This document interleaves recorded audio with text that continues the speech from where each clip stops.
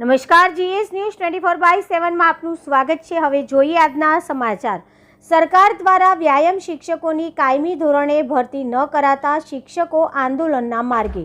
તારીખ 17/3/2025 ના રોજ ખેલ સહાયકો દ્વારા ગાંધીનગર ખાતે સેક્ટર 11 માં રામકથા મેદાન ખાતે સરકાર દ્વારા સતત 14 થી 15 વર્ષ સુધી વ્યાયામ શિક્ષકની ભરતી ના કરવામાં આવતા તમામ વ્યાયામવીરો દ્વારા સરકાર સમક્ષ પોતાની ભરતીની માંગણી અંગે વર્ષ 2010 બાદ વારંવાર રજૂઆત કરવા છતાં કોઈપણ પ્રકારની સકારાત્મક જવાબ ન મળતા ખેલ સહાયકો દ્વારા 17/3/2025 ના રોજ ગાંધીનગરમાં રામકથા મેદાન ખાતે શાંતિથી આંદોલન કરવા માટે ઉપસ્થિત રહ્યા હતા।